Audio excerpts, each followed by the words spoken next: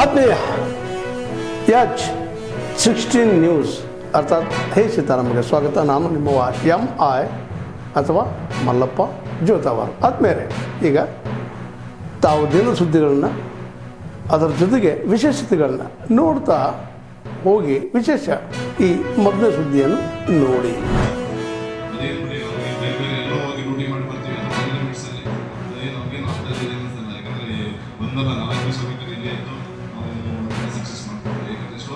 ಸಾರ್ವಜನಿಕರು ಭಕ್ತಿ ಭಾವದಿಂದ ಅಷ್ಟು ಪ್ರೀತಿಯಿಂದ ನಡೆದುಕೊಳ್ಳುವಾಗ ನಾವು ಮಾಡೋದು ನಮ್ಮ ಕರ್ತವ್ಯದಲ್ಲಿ ಅದು ನಾವು ಮಾಡಲೇಬೇಕು.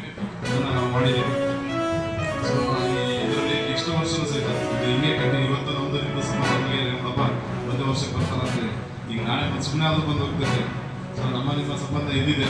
ಸೊ ಅದರಿಂದ ನಿಮ್ಮಲ್ಲಿ ಎಲ್ಲರ ಹತ್ರ ಕೇಳ್ಕೊಳ್ಳೋದಂದ್ರೆ ಹುಡುಗರಲ್ಲಿ ಈ ಒಂದು ವಿಚಾರದಲ್ಲಿ ನೋಡಿ, ನಾವು ನಿಮಗೆ ಯಾವುದೋ ಒಂದು ಹೇಳಿದ್ರು ಹುಡುಗಿ ಕಾಲೇಜ್ ಹುಡುಗಿಯರು ಸೊ ವಿಚಾರಗಳನ್ನ ಮುಕ್ತವಾಗಿ ಹೇಳಿದಾಗ ನಾವು ಏನು ಪ್ರಕಟಣೆ ನಾವು ಯಶ ಮಾಡ್ತೀವಿ. ಅದಕ್ಕೋಸ್ಕರ ನಾವು ಗಾಡಿ ಹಾಕಿದ್ದೀವಿ ಒಂದೊಂದು ವೆಹಿಕಲ್ಲು. ಸೊ ಯಾವ ತಂದೆ ತಾಯಿಗಳು ಕಷ್ಟಪಟ್ಟು ಕೂಲಿ ನಾಲಿ ಮಾಡಿ ಪಾಪ ಮಕ್ಕಳು ಶಾಲೆ ಕಳಿಸ್ತಿರ್ತಾರೆ. ಅಲ್ಲಿ ಅವನೊಬ್ಬನ ಕೂತ್ಕೊಂಡು ಅದನ್ನೇನೋ ಮಾಡಿ ಅದನ್ನ ಇದ್ದದ್ದು ಅದರಿಂದ ಹಚ್ಚಾರ ನೋಡಪ್ಪ ನಮ್ಮ ಮಕ್ಕಳು ಹಿಂಗೆ ಆಗ್ತಾವಂತ ಅವರು ಅಂದ್ಕೊಳ್ಳೋದು. ಸೊ ಅದಕ್ಕೆ ಯಾವುದಕ್ಕೂ ಅವಕಾಶ ಇಲ್ಲ. ನಾನೇನಾದ್ರು ಖಂಡಿತವಾಗಿ ನೀವು ಒಂದ್ಸಲ 10 ಸಲ ಕರೆದು ಸಹಿತ ಬಂದಿರ್ತೀವಿ. ಸಮಸ್ಯೆ ಇದೆ ಈ ಫಂಕ್ಷನ್ ಬರ್ತಿಲ್ಲ, ಈ ಸಮಸ್ಯೆಗೆ ಯಾವತ್ತೂ ಬೇಜಾರು ನನಗೆ ಸಮಾಧಾನ ಆಗಬೇಕು. ನಾನು ಹೋದ್ರೆ ಊರಲ್ಲಿ ಸಿಬ್ಬಂದಿಗಳು ಮೇಂಟೈನ್ ಮಾಡ್ತಾರೆ ಅಂದಾಗ ಮಾತ್ರ ಸಂದರ್ಭದಲ್ಲಿ ಒಂದು ಖುಷಿ. ನಮ್ಮ ಇಡೀ ಗ್ರಾಮದ ಮತ್ತು ಇಲ್ಲಿಗೆ ಬಂದಿರತಕ್ಕಂಥ ಸುಮಾರು 30,000 ರಿಂದ 40,000 ಜನಸಂಖ್ಯೆ ಬಾಯಲ್ಲೇ ವೈಎಸ್ ಲಕ್ಷ್ಮಣ ಸಾರು ಆ ದೇವರ ಒಂದು ಫಲಕಿಯನ್ನ ಅವರೇ ಒತ್ಕೊಂಡಿರುವಂತ ರೀತಿಯಲ್ಲಿ ಅದ್ರ ಪ್ರತಿಯೇ ನಿಂತ್ಕೊಂಡಿದ್ದು ಅಷ್ಟೊಂದು ಅಚ್ಚುಕಟ್ಟಾಗಿ ಯಾವ ರೀತಿಯ ಒಂದು ಎಲ್ಲರ ಸ್ನೇಹಮಯಿಯಾಗಿ ಆ ವಾತಾವರಣವನ್ನು ಸೃಷ್ಟಿ ಮಾಡಿ ಎಲ್ಲ ಯುವಕರಿಗೂ ಮಾರ್ಗದರ್ಶನವನ್ನು ಮಾಡ್ತಾ ಬೆಳಗಿನ ಜಾವದವರೆಗೂ ಕೂಡ ಕಾರ್ಯಕ್ರಮ ಮುಗಿಯುವವರೆಗೂ ಕೂಡ ಅಚ್ಚುಕಟ್ಟಾಗಿ ನಮ್ಮ ಕರ್ತವ್ಯವನ್ನು ಶ್ರದ್ಧಾ ಭಕ್ತಿಯಿಂದ ನಿರ್ವಹಿಸಿ ನಮ್ಮ ಗ್ರಾಮದ ಮತ್ತು ಸುತ್ತಮುತ್ತಲಿನ ಗ್ರಾಮದ ಎಲ್ಲ ಜನರ ಪ್ರೀತಿಗೆ ಅವರು ಪಾತ್ರರಾಗಿದ್ದಾರೆ. ಅವರಿಗೆ ಮೊಟ್ಟ ಮೊದಲನೇದಾಗಿ ನಮ್ಮ ಗ್ರಾಮಸ್ಥರ ಪರವಾಗಿ ಗೌರವ ಸಮರ್ಪಣೆಯನ್ನು ಸಲ್ಲಿಸಬೇಕು ಅಂತ ಮತ್ತು ಅದರ ಪದಾಧಿಕಾರಿಗಳು ಸ್ವಾಮಿ ಗೌರವಿಸ್ತಾರೆ ನಿಮಗೆ ಮಾರ್ಗದ ಮಧ್ಯೆ ಅಂತ ಅಂದರು. ನೀವು ಮಾರ್ಗದ ಮಧ್ಯೆ ನನ್ನ ಕರ್ನಾಟಕ ರಾಜ್ಯ ರಸ್ತೆ ಸಾರಿಗೆ ನಿಗಮದ ಎಲ್ಲ ನೌಕರ ಬಾಂಧವರು ಭಾಳ ಪ್ರೀತಿಯಿಂದ ಸ್ವಾಗತ ಮಾಡಿದ್ದೀರಿ. ಅದಕ್ಕೆ ಶ್ರೀಮಠ ಮತ್ತು ಸಮುದಾಯ ಮತ್ತು ನನ್ನ ವೈಯಕ್ತಿಕವಾಗಿ ತಮಗೆಲ್ಲ ಧನ್ಯವಾದ ಹೇಳ್ತೀನಿ. ಈ ಸಂದರ್ಭದಲ್ಲಿ ಒಂದೇ ಒಂದು ಮಾತು ಹೇಳ್ತೀನಿ ನೋಡಿ. ನನ್ನ ಹೋರಾಟ ಸಮುದಾಯದ ಜೊತೆಗೆ ನನ್ನ ಹೋರಾಟ ನನ್ನ ಮಾದಿಗ ಬಂಧುಗಳ ಭವಿಷ್ಯದ ವಿದ್ಯಾರ್ಥಿಗಳು ನಿರುದ್ಯೋಗಿ ಯುವಜನರನ್ನು ಕುರಿತಿದ್ದಾಗಿ ಈ ಹೋರಾಟದಲ್ಲಿ ನೀವೇನಾದರೂ ಭಾಗವಹಿಸದೆ ಇಂದು ಮುಂದೆ ಮಾಡಿದ್ದಾದರೆ ನಿಮ್ಮ ಕುಟುಂಬದ ನಿಮ್ಮ ಮಕ್ಕಳ ಭವಿಷ್ಯಕ್ಕೆ ಕಂಟಕಪ್ರಾಯರು ನೀವೇ ಆಗುತ್ತಿಲ್ಲ. ಆ ಕಂಟಕಪ್ರಾಯರಾಗದೆ ಭವಿಷ್ಯದಲ್ಲಿ ಸ್ವಾಮೀಜಿ ಹೋರಾಟ ಮಾಡ್ತಕ್ಕಂಥದ್ದು ಕರೆಕ್ಟ್ ಇದೆ. ನಾವು ಬೆಂಬಲ ಮಾಡಬೇಕು, ಅವ್ರ ಜೊತೆಗೆ ಹೆಜ್ಜೆ ಹಾಕಬೇಕು. ನಾವು ಎಂಪ್ಲಾಯ್ಸ್ ಆಗೋಕ್ಕಾಗಲ್ಲ, ಆದರೆ ಬೆಂಬಲ ಇರಬೇಕಂತ ವಿದ್ಯಾರ್ಥಿ ಯುವಜನರನ್ನು ನೀವು ಕಳಿಸ್ಕೊಡ್ಬೇಕು. ಅದು ನನಗೆ ಬಲ ಮತ್ತು ಬೆಂಬಲ ಅಂತ ಮಾತು ಹೇಳ್ತಾ 27ನೇ ತಾರೀಕು ನಾನು ಧರಣಿ ಮಾಡ್ತೀನಿ. ಅಷ್ಟರೊಳಗೆ ಸಕ್ಸಸ್ ಆಗುತ್ತೆ.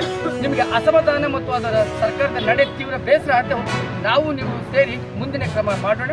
ಅಲ್ಲಿಯವರೆಗೆ ಸರ್ಕಾರ ಚೆನ್ನಾಗಿ ಮಾಡಿಕೊಂಡ್ರೆ ಅಭಿನಂದನೆ, ಇಲ್ಲ ಅಂದರೆ ನಿಮ್ಮ ನಡೆ ನಮ್ಮ ನಡೆ ಸೇರಿ ಸರ್ಕಾರವನ್ನು ನಿರ್ಲಕ್ಷ್ಯ ಮಾಡುವಂಥದ್ದು ಕೆಲಸ ಮಾಡೋಣ ಅಂತ ಹೇಳಿ ನಿಮ್ಮೆಲ್ಲರಿಗೂ ಶುಭ ಕೋರಿ ನನ್ನ ಪಾದಯಾತ್ರೆ ಮುಂದುವರಿಸ್ತಾ ಇದ್ದೀನಿ. ದಬ್ಬೆಗೆಟ್ಟ ಮಾಸಲ್ಲಿ NBC ನೀರು ಬರ್ತದೆ, ಇದು TBC ನೀರು. ಅದು ಆಗ್ಲಿಕ್ಕೆ ಬಿಡಬಾರ್ದು ಅಂತೇಳಿ ನನಗೆ ಎಲ್ಲರಿಗೂ 50 ಕೋಟಿ ಕೊಟ್ಟವ್ರೆ, ನನಗೆ ಕೊಟ್ಟಿಲ್ಲ. ಅವ್ರೇನು ಹೇಳ್ತಾರೆ DK ಶಿವಕುಮಾರ್, 200 ಕೋಟಿ ತಗೋ ನೀನು ನಿನ್ ಚಾನಲ್ ಬಿಟ್ಕೊಡು, ನಮಗೆ ಬೇಡ. ಕಾರಣ ಅಂದ್ರೆ ರೈತ ಸರ್ವನಾಶ ಆಗ್ತದೆ. ರೈತ ಉಳಿಸ್ಕೊಳ್ತಾ ಇದ್ದೇವೆ ನಾವು, ಏನು ಉಪಯೋಗ? ಹಾಗಾಗಿ ನಮಗೆ ಬೇಡ ಕಣಪ್ಪ, ನಾನು ಅದು ಒಪ್ಪಕ್ಕಿಲ್ಲ, ಹೋರಾಟ ಮಾಡ್ತೀನಿ, ಯಾವುದೇ ಮಾಡ್ಕೊಂಡು ನಾವು ಎದುರಕ್ಕಿಲ್ಲ, ನಾನು ಎದುರಿಸ್ತೀನಿ ನಿಮ್ಮನ್ನ ಅಂತ ಹೇಳಿ ಮೊನ್ನೆ ಹೇಳ್ತಿದ್ದ. ಏನೋ ನನಗಿಂತ ಜೂನಿಯರ್ ಇರ್ಬೋದು ಅಂತ ನನಗೆ ಹೇಳ್ದ. ಏನಾಗಬೇಕು ಅಂದ್ರೆ ನಾನು ಉಪಮುಖ್ಯಮಂತ್ರಿ, ನಾನು ತುಂಬಾ ನಕ್ಬಿಟ್ಟೆ. ನಾನು 32 ವರ್ಷಕ್ಕೆ ದೇವರಾಜ್ ಜೋಶಿ ಇದ್ದವರು ಇನ್ನೂ ಉಪಮುಖ್ಯಮಂತ್ರಿ, ನೀನು ಮುಖ್ಯಮಂತ್ರಿ ಬೇಕಾದ್ರೆ ಒಂದು ಹಾರ ಹಾಕ್ತೀನಿ, ಇದನ್ನ ನಾನು ರಾಜಿ ಮಾಡ್ಕೊಳಕ್ಕಿಲ್ಲ, ಯಾವುದೇ ಕಾರಣಕ್ಕೂ ಮಾಡೋದಿಲ್ಲ ಅಂತ ಹೇಳಿ ಬಂದಿದ್ದೀನಿ. ಮುಂದೆನೂ ಅಷ್ಟೇ ನಾನು ನಿಮ್ಗೆ ಏನು ವಿನಂತಿಸ್ಕೊತೀನಿ ಅಂದ್ರೆ, ಮೊದಲು ಶ್ರೀಮಂತ ದೇವೇಗೌಡರು ಇಂಡಿಪೆಂಡೆಂಟ್ ಗೆದ್ದು ಟನಲ್ ಮಾಡಿಸ್ಕೊಡು ಈ ಭಾಗಕ್ಕೆ. ನಮ್ಮ ಸುರೇಶ್ ಬಾಬು ಅವರ ತಂದೆ ಅವತ್ತು ಜಿಲ್ಲಾ ಮಿನಿಸ್ಟರ್ ಬಸವಣ್ಣವರು, ಅವ್ರ ಜೊತೆ ಸಂಧಾನ ಮಾಡಿ ನಮ್ಮ ದೇವರಾಜ ಜೊತೆ ಚರ್ಚೆ ಮಾಡಿ ಟನಲ್ ಮಾಡಿಸಿ ಇವತ್ತು ನೀರು ಕೊಟ್ಟರು ನಮಗೆಲ್ಲ ಇಡೀ ಈ ಭಾಗಕ್ಕೆ ತುಮಕೂರು ಜಿಲ್ಲೆ. ಅವರು ಇವತ್ತು ನೀವು ಲಿಂಕ್ ಚಾನಲ್ ಮಾಡಿ ತಗೊಂಡೋಗ್ತೀರಿ ಏನಂತ, ಯಾಕೆ ತಗೊಂಡೋಗ್ತೀರಿ? ಲಿಂಕ್ ಎಲ್ಲಿಗೆ ತಗೊಂಡೋಗ್ತೀರಿ? ಸುಳ್ಳು ಹೇಳ್ತಾನೆ ಆ ಮನುಷ್ಯ. ಕುಡಿಗಲ್ಗೆ 3.3 TMC ನೀರು ಅಲರ್ಟ್ ಆಗಿದೆ. 70 MCFT ವಾಟರು ಇದಕ್ಕಾಗಿದೆ, ಅದಕ್ಕೆ ಮಾಗಡಿ 3.7 TMC ನೀರು ತಗೊಂಡೋಗಿ. ನಮ್ದು ಇರೋದಿಲ್ಲ, 4 TMC ಇವತ್ತಾಗಲೇ 6 TMC ನೀರು ಹೋಗ್ತದೆ. ಇಲ್ಲಿಂದ ಅಂತ ಹೇಳಿದ್ರೆ 85 MCFT ಕುಡಿಗಲ್, 70 MCFT ಮಂಗಲ, 21 ಎಲ್ಲಿ ಬರಬೇಕು ಅಂದ್ರೆ CS ಪುರಿ ಬರೋದು 26D. ಅದರಿಂದ 21 ಕೆರೆ ನೀರು ತುಂಬಿಸ್ತಾರೆ. ಅದು ಬಹುಶಃ 2 TMC ನೀರು ಹೋಗ್ತದೆ. 27D ಅಂತ ಒಂದಿದೆ, ಅದರಲ್ಲಿ 11 ಕೆರೆ ತುಂಬಿಸ್ತಾರೆ. 1 TMC ಆಗಿದೆ. ಎಷ್ಟಾಯ್ತು? 4 TMC ಆಗಿದೆ. ಜೊತೆಗೆ ಮಾರ್ಕನಹಳ್ಳಿ ಡ್ಯಾಮ್ಗೆ 2 TMC ನೀರು ಹೋಗ್ತದೆ. ಎಲ್ಲಿಂದ ಹೋಗ್ತದೆ? ಇವನು ಯಾವನ ಇಲ್ಲೊಬ್ಬ ಸಿನದನೊಬ್ಬ ರಿಟೈರ್ಡ್ MD ಆಗಿದ್ದಾನೆ, ಅವನ ಜಯಪ್ರಕಾಶ್. ಅವನು ನನಗೆ ಮೀಟಿಂಗ್ ಅಲ್ಲಿ ಹೇಳ್ತಾನೆ, ಮಾರ್ಕನಹಳ್ಳಿಗೆ ವೇಸ್ಟ್ ವಾಟರ್ ಅಂತ. ನನಗೆ ತುಂಬಾ ಸಿಟ್ಟು ಬಂದ್ಬಿಡ್ತು. ನೀವು ನಿಮ್ಮ ಅಪ್ಪ ಮನೆ ತಂದ್ಬಿಡ್ತೀರ ಅಂದೆ. DK ಶಿವಕುಮಾರ್ ಕೂಡ್ತಿದ, ನಿಮ್ಮ ಅಪ್ಪ ಮನೆ ತಂದ್ಬಿಡ್ತೀರಿ, ಎಲ್ಲಿ MD ಆಗಿ ಕೆಲಸ ಮಾಡಿದ್ಯಾ, ಸ್ವಲ್ಪ ನಾ ಕಾಮನ್ ಸೆನ್ಸ್ ಮಾಡ್ಬೋದು. ಸಾಲ್ಗೇಳಿ ತೂಬಿಂದ ಹೋಗ್ತಕ್ಕಂಥದ್ದು. ಎರಡನೇದು NBC ಕೋಲಾರ ಎಸ್ಕೇಪ್ ಇಂದ ಬರ್ತದ್ದು, ಅದು 2.4 TMC ಇದಕ್ಕೆ ಹೋಗುತ್ತೆ ಮಾರ್ಕನಹಳ್ಳಿಗೆ. ಒಟ್ಟು 6.3 TMC ನೀರು ಹೋಗ್ತದೆ. ಯಾಕೆ ನೀವೆಲ್ಲಿ ತಗೊಂಡಿಲ್ಲ? ಇವತ್ತು ಹೇಳಿ ಚುನಾವಣೆ, ಇವತ್ತು ಹೇಳಿ ನೀವೆಲ್ಲಿ ನೀರು ತಗೊಂಡೋಗ್ತೀರ ಅಂತ ಹೇಳಿ. ಅದು ಬಿಟ್ಬಿಟ್ಟು ಸುಳ್ಳು ಹೇಳಿ ನೀವು ರಾಮನಗರ ಚಕ್ಮಟ್ಟ ತಗೊಂಡೋಗ್ಲಿಕ್ಕೆ 24 ಲಕ್ಷ ಜನ ನಮ್ಮ ತುಮಕೂರು ಜಿಲ್ಲೆ ರೈತರು ಅವ್ರ ಹೊಟ್ಟೆ ಮೇಲೆ ಹಾಕಿ ಹೊಡಿತೀರಿ. ಯಾಕೆ ಹೊಡಿತೀರಿ? ಮತ್ತೆ ಬಜೆಟ್ ಸ್ಪೀಚ್ ನೀವು ನೋಡಿರ್ಬೋದಲ್ಲ, ಸುಮಾರು 40-45 ನಿಮಿಷ ಮಾತಾಡೋ ಈ ಸಬ್ಜೆಕ್ಟ್ ಅನ್ನ ಪ್ರಸ್ತಾವನೆ ಮಾಡಿದೀವಿ. ಹೋರಾಟ ಮಾಡಲ್ಲ, ಯಾವುದೇ ಕಾರಣಕ್ಕೂ ನೀವು ಬೇಡ ಅಂತ ಈ ಸಂದರ್ಭದಲ್ಲಿ ಹೇಳ್ತಾ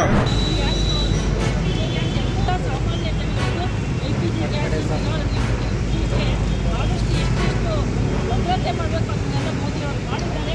ಯಾರಿಗೂ ಯಾವ ರೀತಿಯ ತೊಂದರೆನೂ ಆಗಲ್ಲ, ಯಾರು ಬೇಕಾಗಿಲ್ಲ. ಯಾಕಂದರೆ 25,000 ಯೂನಿಟ್ಸ್ಗಳಿಗೆ ಗ್ಯಾಸ್ LPG ಗ್ಯಾಸ್ ಹೆಚ್ಚೆಚ್ಚು ಉತ್ಪಾದನೆ ಮಾಡಿ ಎಲ್ಲ ದಿನಕ್ಕೆ ಒಂದು ದಿನಕ್ಕೆ 50,000 ಮನೆಗಳಿಗೆ ತಲುಪೋ ವ್ಯವಸ್ಥೆ ಮಾಡಿದ್ದಾರೆ. ಅದರಿಂದ ನಾವು LPG ಗ್ಯಾಸಿಗಾಗಿ ಯಾರೂ ಆತಂಕ ಪಡಬೇಡಿ ಅಂತ ತಮ್ಮನ್ನೆಲ್ಲ ನಾನು ಕೇಳ್ಕೊಳ್ತಾ ಇದ್ದೀನಿ. ನಮ್ಮ MP ಆದ ಪ್ರಭಾ ಮಲ್ಲಿಕಾರ್ಜುನ್ ಬರೀ ಸುಳ್ಳು ಹೇಳ್ಕೊಂಡು ಓಡಾಡ್ತಾ ಇದ್ದಾರೆ. ನಮ್ಮ ದೇಶಕ್ಕೆ ಅವಮಾನ ಮಾಡ್ತಾ ಇದ್ದಾರೆ ಅವರು. ರಾಜೀವ್ ಗಾಂಧಿ ಜೊತೆ ಸೇರ್ಕೊಂಡು ರಾಹುಲ್ ಗಾಂಧಿ ಜೊತೆಗೆ ಸೇರ್ಕೊಂಡು ಅವರು ಸುಳ್ಳು ಆಪಾದನೆಗಳಿಂದ ಭಾರತ ದೇಶದ ನಮ್ಮ ಮೋದಿಜಿ ಅವರಿಗೆ ಕಳಂಕ ತರಲಿಕ್ಕೆ ನೋಡ್ತಿದ್ದಾರೆ. ಅದಕ್ಕೆಲ್ಲ ನಾವೆಲ್ಲ ಎಚ್ಚರಿಕೆಯಿಂದ ಅಂತ ಒಬ್ಬ ನಾಯಕ ನಮಗೆ ಸಿಕ್ಕಿರ್ಬೇಕಾದ್ರೆ ಆ ನಾಯಕರನ್ನು ಉಳಿಸ್ಕೋಬೇಕಾದ್ದು. ಅವರಿಗೆ ಇರೋ ಗೌರವನ ಇವರೆಲ್ಲ ಸಂಸದರು ಕೊಡಬೇಕಾಗಿತ್ತು. ಇವರು ಕೊಡದಲ್ಲೇ ನಮ್ಮ ಭಾರತ ದೇಶದ ಅದರಲ್ಲೂ ನಮ್ಮ ದಾವಣಗೆರೆ ಹಿರಿಮೆಯನ್ನು ಅಲ್ಲಿ ಕಳೀತಾ ಇರೋದು ಅಂದರೆ ಅವರು. ಯಾಕೆಂದರೆ ಹೆಣ್ಣುಮಗಳು ಇದರಲ್ಲಿ ರಾಜಕೀಯ ಬರೋದು ಬೇಡ ಅಂತ ಅಜ್ಜ ಹೇಳಿದ್ರು. ಈಗ ಅಜ್ಜ ಇದರಲ್ಲಿ ಅವಳು ಬಂದು ಸೊಸೆ ಬಂದು ನಮ್ಮ ದಾವಣಗೆರೆ ಮರ್ಯಾದೆಯನ್ನು ತೆಗಿತಾ ಇದ್ದಾರೆ. ಅದಕ್ಕೆ ಅವ್ರ ಎಚ್ಚರಿಕೆಯಿಂದ ಅವರ ಹೆಜ್ಜೆ ಇಡಬೇಕು ಅಂತ ನಾನು ಅವರಿಗೆ ಎಚ್ಚರಿಕೆ ಕೊಡ್ತಾ ಇದ್ದೀನಿ. ಯಾಕೆಂದರೆ ನಮ್ಮ ದಾವಣಗೆರೆ ಜನ ಸಾಮಾನ್ಯ ಜನರಲ್ಲ, ಎಲ್ಲರೂ ಮುಕ್ತತೆ ಅಂತ ಇರೋಂಥ ಜನ. ಆದರೂ ಅವರು ಅದನ್ನು ತಪ್ಪು ನಡವಳಿಕೆಯಿಂದ ತಪ್ಪು ದಾರಿಗೆ ಎಳಿಬಾರ್ದು ಅಂತ ನಾನು ಅವರಿಗೆ ಸೂಚನೆಯನ್ನು ಕೊಡ್ತಾ ಇದ್ದೀನಿ. ಮೊನ್ನೆ ಇರಾನ್ ಮತ್ತು ಇರಾಕ್ ದೇಶದಲ್ಲಿ ಯುದ್ಧ ನಡೀತಾ ಇರಬೇಕಾದ್ರೆ ಅಲ್ಲಿಂದ ನಮಗೆ ಗ್ಯಾಸ್ ಬರೋದು, ಸಿಲಿಂಡ್ರು ಮತ್ತು ಕಚ್ಚಾ ತೈಲಗಳು, ಆಯಿಲು, ಡೀಸೆಲ್ ಬರಬೇಕಾದ್ರೆ ಅಲ್ಲಿಂದ ಶಿಫ್ಟಿಂದಲೇ ಬರಬೇಕು. ಅವರಲ್ಲೂ ಅಂತ ಯುದ್ಧ ನಡೀತಿದ್ದು ಮೋದಿಯವರ ಸ್ನೇಹ ಸಂಬಂಧ ಚೆನ್ನಾಗಿರೋದ್ರಿಂದ 2 ಶಿಫ್ಟು ನಮ್ಮ ಭಾರತ ದೇಶಕ್ಕೆ ಕಳಿಸ್ಕೊಟ್ಟಿದ್ದಾರೆ. ಅದ್ರ ಜೊತೆಯಲ್ಲಿ ಈಗ ಸಿಲಿಂಡ್ರು ಸಹ ಅವರು ಕಳಿಸ್ಲಿಕ್ಕೆ ತಯಾರಿರೋದು. ಅಲ್ಲಿಂದ ಬೇರೆ ದಾರಿ ನೋಡ್ಬಿಟ್ಟು ಬೇರೆ ಮಾರ್ಗದಲ್ಲಿ ನಮ್ಗೆ 20 ಶಿಫ್ಟ್ಗಳನ್ನ ಇಲ್ಲಿ ಭಾರತ ದೇಶಕ್ಕೆ ಕಳಿಸ್ತಾ ಇದ್ದಾರೆ. ಯಾರೂ ಆತಂಕ ಪಡೋದು ಬೇಕಾಗಿಲ್ಲ. ಅದು ಅಲ್ಲದೆ ಯಾವ ಶಾಲೆಗಳು ಮತ್ತು ಇದರಲ್ಲಿ LPG ಗ್ಯಾಸ್ಗಳನ್ನೇ ಕೊಟ್ಬಿಟ್ಟು ಅವ್ರಿಗೆ ಸಮಾಧಾನವಾಗಿ ಒಂದು ಸ್ವಲ್ಪ ದಿನ ಆಗ್ಬೋದು. ಇರಾನ್ ಮತ್ತು ಅಮೆರಿಕದ ಯುದ್ಧ ನಿಲ್ಲಿಸಿದಾಗ ತಾನಾಗೆ ಎಲ್ಲ ಒಳ್ಳೆಯದಾಗುತ್ತೆ. ಅದು ಶಾಂತ ರೀತಿಯಲ್ಲಿ ನಾವೆಲ್ಲ ಸಹಕರಿಸಬೇಕು. ಆ ರೀತಿ MP ಅವರು ಆಡದಂತ ಮನುಷ್ಯರು ಯಾರು ಆ ರೀತಿ ಉದ್ವೇಗಕ್ಕೆ ಒಳಗಾಗುವಂಥ ಅವಶ್ಯಕತೆ ಇಲ್ಲ ಅಂತ ತಮ್ಮೆಲ್ಲರನ್ನು ಹೇಳಿ ನಾನೊಂದು ತಾವೆಲ್ಲ ಇಲ್ಲಿವರೆಗೆ ಸುದ್ದಿಗಳನ್ನು ನೋಡಿದಿರಿ, ಜೊತೆಗೆ ವಿಶೇಷ ಘಟನೆಗಳನ್ನು ಸಹ ನೋಡಿದಿರಿ. ಅದು ನಿಮ್ಗೇನು ಅನ್ನಿಸ್ತು? ನಿಮಗೆ ಲೈಕ್ ಮಾಡಿರಿ, ಶೇರ್ ಮಾಡಿರಿ, ಕಾಮೆಂಟ್ ಮಾಡಿರಿ, ಜೊತೆಗೆ ಸಬ್ಸ್ಕ್ರೈಬ್ ಮಾಡಿಸ್ಬೇಡ್ರಿ. H16 ನ್ಯೂಸ್ ಅರ್ಥಾತ್ ಈ ಸಿದ್ದರಾಮಯ್ಯ ಸತ್ಯದ ಕೈಗನ್ನಡಿ ವಂದನೆಗಳು.